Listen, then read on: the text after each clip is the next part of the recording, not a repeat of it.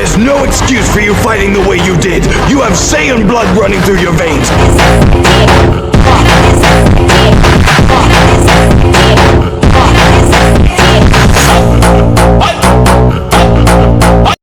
इस एपिसोड की स्टार्टिंग में हम देखते हैं बारडॉग को। इस वक्त पर बारडॉग किंग वेजिटा से बात कर रहा था। बारडॉग किंग वेजिटा से कहता है, मुझे लगता है कि सारी ही डायनेस्टीज कुछ ना कुछ हमारे बारे में सोच रही हो और हो सकता है वो काफ़ी जल्दी हम पर अटैक करे। क्यों ना हम अपने स्पाई से इस बारे में बात करें और उनसे शायद सवाल करें, और अगर वो हमारे सवालों के जवाब देंगे तो काफ़ी अच्छा रहेगा। मुझे कहीं ना कहीं ऐसा लग रहा है कि फ्यूचर में सारे ही डायनेस्टीज हमारे लिए काफ़ी बड़ा खतरा बनने वाली है। इस मोड पर किंग वेजिटा भी बारडॉग की इस बात पर सोचने लग जाता है आखिर फ्यूचर में क्या होने वाला है। और फिर किंग वेजिटा बारडॉग से कहता है, मुझे लगता है कि ये लोग कुछ ना कुछ ऐसा प्लान कर रहे हैं जो काफ़ी ज़्यादा डेंजरस होने वाला है। एक काम करो, जितने भी हमारे कमांडर्स हैं उन्हें अलर्ट रहने को कह दो। इस मोड पर बारडॉग कहता है, हमारे सारे कमांडर्स को मैंने अलर्ट रहने को कह दिया है, और जितने भी हमारे स्पाइस जो अलग अलग डायनेस्टी में घूम रहे थे उन सभी को मैंने जल्दी से वेजिटा डायनेस्टी में बुला लिया है। वो लोग भी यहाँ पर कुछ ही टाइम में पहुँचते होंगे, हमें उनसे पहले बात करनी चाहिए। और इस मोड पर किंग वेजिटा थोड़ा बहुत हमें कंफ्यूज देखने को भी मिल जाता है, क्योंकि लास्ट एपिसोड में बारडॉग ने किंग वेजिटा से बात करी थी ताकि बारडॉग को छुट्टियाँ मिल जाए, ताकि वो जिसने भी उसकी वाइफ और उसके बेटे को मारा है उससे बदला ले सके। इस मोड पर किंग वेजिटा काफ़ी अच्छे से जानता है अगर बारडॉग को गलती से भी छुट्टियाँ मिल जाती है तो वो कुछ ना कुछ ऐसा कांड करके रख देगा जिसका पूरा जिम्मेदार हर कोई किंग वेजिटा को ठहराया जाएगा। इसकी वजह से किंग वेजिटा 4 बार सोच रहा है, बट फिर वो कहता है, तुम्हें 5 साल की छुट्टी चाहिए थी तो हाँ, तुम 5 साल की छुट्टियाँ ले सकते हो, पर हाँ एक शर्त है, जब तक सारे स्पाई यहाँ पर नहीं आ जाते और जब वो सारी चीज़ें कंफर्म नहीं करते तब तक तुम कहीं नहीं जाओगे, प्लैनेट वेजिटा को छोड़कर तो बिल्कुल भी नहीं। इस वर्ड पर एक टाइम ऐसा आ जाता है जब सारे स्पाइस वेजिटा डायनेस्टी में आ जाते हैं, और जब सारे स्पाई वेजिटा डायनेस्टी में आ जाते हैं तब बारडॉग एक स्पाई का मैप अपने पास रख लेता है। जब बारडॉग को फाइनली परमिशन मिल जाती है तब बारडॉग सबसे पहले जो सबसे पास्ट का जो एरिया है उसके लिए निकल पड़ता है, यानी कि प्लैनेट सैडाला हेलर्ड्स। एक दिन बारडॉग काफ़ी चुपके से जो सैडाला हेलर्ड्स है उसके अंदर दाखिल होने में कामयाब हो जाता है। जब बारडॉग सैडाला हेलर्ड में दाखिल होता है तब वो वहाँ के लोगों के साथ मिक्स होने की कोशिश करता है। इस मोड पर बारडॉग उनकी तरह कपड़े पहनता है, उन्हीं की तरह आर्मर पहनता है, और साथ ही में अधिकतर टाइम उसी ट्रांसफॉर्मेशन का यूज़ करता है जो ट्रांसफॉर्मेशन वहाँ के लोकल यूज़ करते हैं, जिससे किसी को भी बारडॉग के ऊपर शक नहीं होता। बारडॉग कुछ ही टाइम में सैडाला हेलर्ड्स को पूरी तरीके से समझ जाता है, और यहाँ पर उसे ये चीज़ पता चलती है कि यहाँ के जो सिंपल लोग हैं उन्हें अब किंग सैडाला बिल्कुल भी पसंद नहीं है, क्योंकि ये जो किंग सैडाला है वो काफ़ी सारी प्रॉब्लम्स को खड़ी किए जा रहा है। बिल्कुल भी चीज़ें अच्छे से नहीं चल रही है, प्रॉब्लम्स पे प्रॉब्लम्स आती जा रही है, और जो इस मोड पर सैडाला डायनेस्टी है वो काफ़ी ज़्यादा कर्जे में भी है, और यहाँ का जो किंग है वो यहाँ के सिंपल लोगों पर काफ़ी ज़्यादा टैक्स लगाता है, वो बेफालतू के टैक्स। बारडॉग काफ़ी ज़्यादा दिन वहाँ पर रुकता है ताकि वो एक अच्छी अपॉर्चुनिटी को देख सके, पर हाँ एक दिन चीज़ें काफ़ी ज़्यादा बदल जाती है। होता ऐसा है कि जो किंग सैडाला है वो एक ऐसी गलती कर देता है जिस गलती की वजह से जितने भी सैडाला डायनेस्टी के लोग हैं वो सभी उस किंग के ऊपर नाराज़ हो जाते हैं, और सारे ही लोग इस मोड पर किंग को जान से मारना चाहते हैं, और किंग अपनी जान बचाकर दूसरी डायनेस्टी में भागने के बारे में सोचता है और वो ऐसी कोशिश भी करता है। जब बारडॉग को ये पता चलता है कि किंग अब भाग गया है पर वो कहीं ना कहीं सैडाला डायनेस्टी के अंदर ही है, तो फिर बारडॉग को लगता है कि वो उसे ढूंढकर जान से मार सकता है और किसी को कोई प्रॉब्लम भी नहीं होगी। बारडॉग अपने काम पर लग जाता है। फिर सीन शिफ्ट होता है, हम देखते हैं एक स्कल को जिसके अंदर पूरी की पूरी सिटी बसी हुई थी, और फिर हम देखते हैं यहाँ पर किंग सैडाला होता है। किंग सैडाला ने अपना एक हाथ ऊपर उठाया हुआ था और वो एकदम से कहता है, डोमेन एक्सपेंशन। डोमेन एक्सपेंशन एक ऐसा मैजिक है जिसकी मदद से तुम छोटे से एरिया में एक बैरियर को क्रिएट कर सकते हो। उस बैरियर के अंदर जो तुम चाहते हो उन चीज़ों को रख सकते हो, और वो तुम्हारे माइंड के हिसाब से चेंज होती रहेगी। तुम ये कह सकते हो कि तुम उस छोटे इलाके के पूरी तरीके से गॉड बन जाते हो। फिर हम देखते हैं यहाँ पर किंग सैडाला 3 काफ़ी ज़्यादा पावरफुल सैयन कमांडर से बैटल कर रहा है। यहाँ पर कमांडर्स तक किंग सैडाला से मुंह फेर चुके हैं, इसका मतलब कि किंग सैडाला ने काफ़ी सारी गलतियाँ करी होगी। इस वॉर पर ये तीनों मिलकर किंग सैडाला को हैंडल नहीं कर पा रहे थे, और ये सैडाला डायनेस्टी के सबसे पावरफुल कमांडर थे। इस वॉर पर एक कमांडर जो काफ़ी ज़्यादा पीछे जा रहा था, क्योंकि इस डोमेन एक्सपेंशन में काफ़ी सारी चीज़ें वो सहन नहीं कर पा रहा था और उसकी बॉडी काफ़ी अलग रिएक्ट कर रही थी। वो पीछे जा रहा था पर वो एकदम से अपना होश संभालता है और अपनी सुपर सेवन फायर ट्रांसफॉर्मेशन में चले जाता है। फिर वो किंग सडाला पर अटैक करना स्टार्ट कर देता है।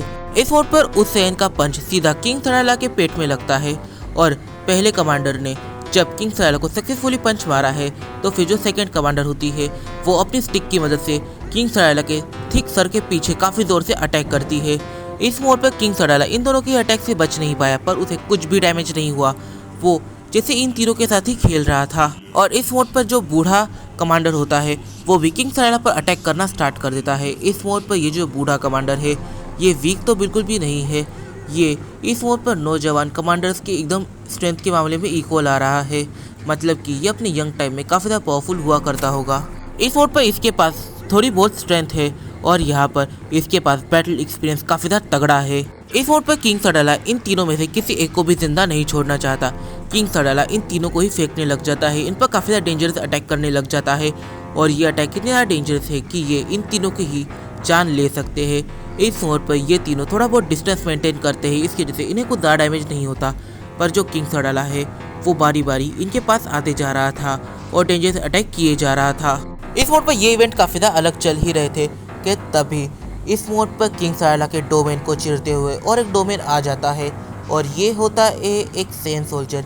इस मोड पर ये जो सेन सोल्जर है ये किंग सडाला के डोमेन को तोड़ते हुए चीरते हुए यहाँ पर आ गया है ताकि वो बैटल में इनकी हेल्प कर सके। पर अगर गलती से भी इसका डोमेन टूटता है तो फिर जितने भी लोग वहाँ पर है उन लोगों के लिए प्रॉब्लम बढ़ सकती है और इसकी जान जा सकती है। तो फिर इसे अपने डोमेन को कंटिन्यू करना पड़ेगा। पर हाँ, इसकी काफ़ी एनर्जी जाने वाली है। इस मोड पर किंग सडाला उस लड़के की तरफ काफ़ी सारे अटैक्स को कर देता है। पर हाँ, यहाँ पर उन सारे अटैक से उसे बचाने आ जाता है वो बूढ़ा कमांडर।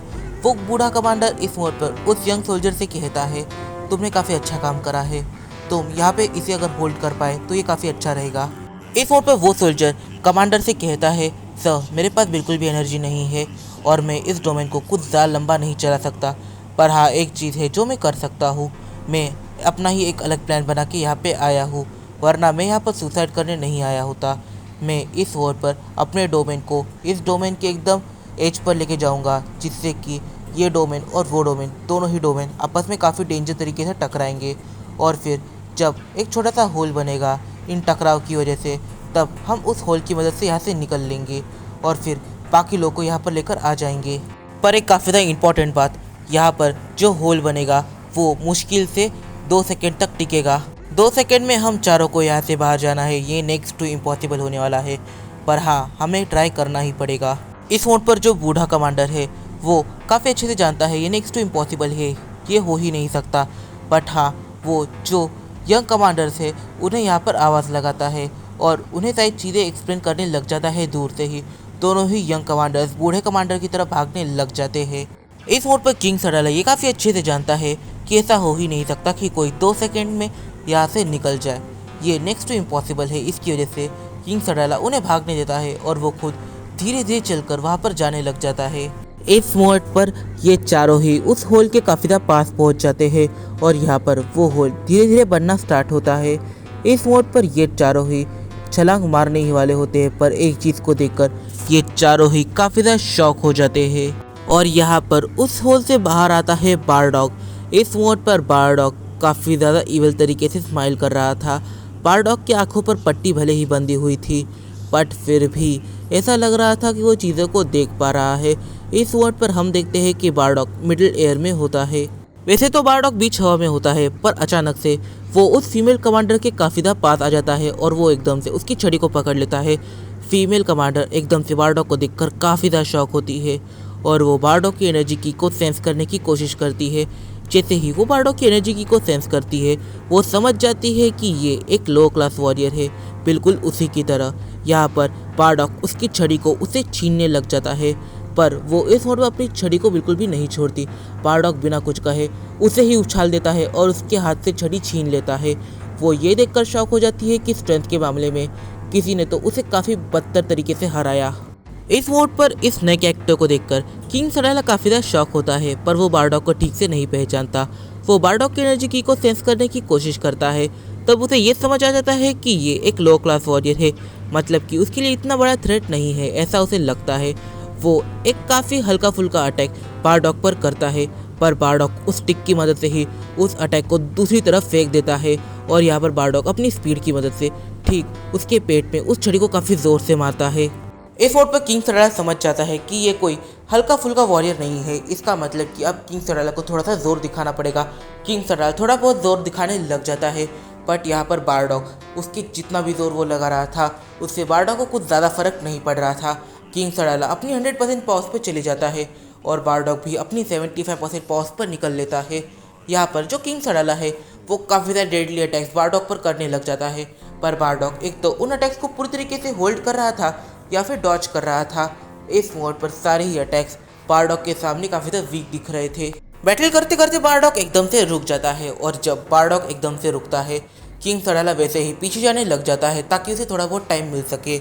और इस मोड पर बारडॉक जो छड़ी उसके पास थी उसके जैसे 2 टुकड़े कर देता है। लोहे की रॉड इतनी आसानी से उसने तोड़ दी जितना कभी किसी ने एक्सपेक्ट नहीं करा था। फिर वो उन दोनों ही रॉड्स को आपस में घिसने लग जाता है। इस मोड पर बारडॉक क्या कर रहा है वो कोई भी समझ नहीं पा रहा था। और इस मोड पर जो बूढ़ा सैयन कमांडर होता है वो बारडॉक की तरफ काफ़ी ध्यान से देखता है और तब उसे समझ में आता है कि आखिर ये कैरेक्टर कौन है। वो सबसे पहले ये देखता है कि आखिर उसकी मूवमेंट कैसी है। उसकी मूवमेंट देखने के बाद उसे ऐसा लगता है कि मैं पास्ट में ये मूवमेंट्स को देख चुका हूँ और हो सकता है इस कैरेक्टर से बैटल कर चुका हूँ। और फिर जब वो बारडॉक के चेहरे का घाव देखता है तब वो समझ जाता है कि ये बारडॉक है। इस मोड पर वो काफ़ी ज़्यादा शॉक होता है। वो इस मोड पर उन दोनों ही कमांडर्स को बताता है कि आखिर बारडॉक है कौन और उसकी पावर्स क्या है। वो ये बताता है कि काफ़ी लंबे टाइम पहले जब बारडॉक काफ़ी ज़्यादा यंग हुआ करता था तब इस कमांडर की बारडॉक के साथ बैटल हुई थी और तब बारडॉक सिर्फ एक सोल्जर था। बारडॉक ने अकेले ही पूरे 300 या 500 सोल्जर्स को टेक डाउन किया था और साथ ही में इस कमांडर को भी बारडॉक ने टेक डाउन किया था।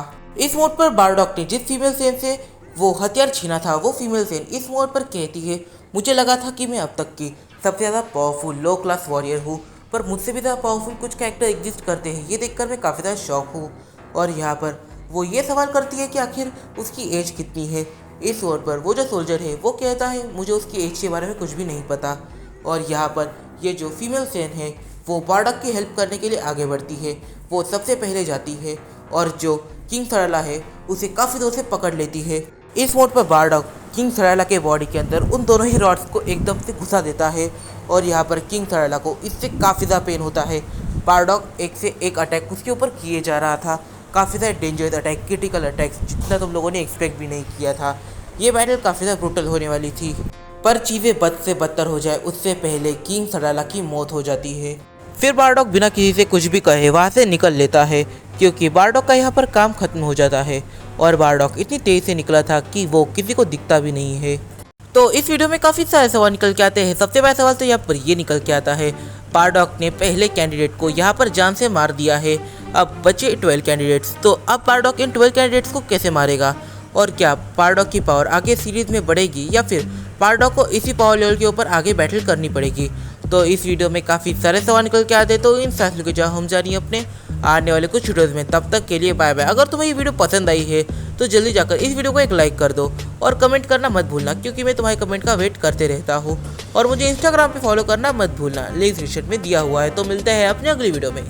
तो हाँ, ये रहे कुछ ऐसे कमेंट जिन्हें देखकर मुझे काफ़ी ज़्यादा मोटिवेशन मिली और दूसरे साइड कुछ सवाल भी है, तो उन सवालों के जवाब सुन लो। तो देखो, जो लेजेंडरी फैन गोकू वाली सीरीज़ है, ये जो सीरीज़ है वो एक काफ़ी बड़े इवेंट का एक पार्ट होने वाली है। इसकी वजह से मैंने तुम्हें वो एक्सप्लेन कर दी, पर हाँ उसका एंड कुछ अच्छा नहीं है। इस चीज़ को मैं काफ़ी अच्छे से जानता हूँ, पर हाँ इसके आगे की जितनी भी स्टोरीज तुम्हें देखने को मिलेगी, जब भी तुम्हें ऐसा लगे कि यहाँ पर स्टोरी इनकम्प्लीट है तो फिर समझ जाना कि उसे मेन इवेंट में कंप्लीट किया जाएगा। तो हाँ, तुम्हें मेन इवेंट तक रुकना ही पड़ेगा।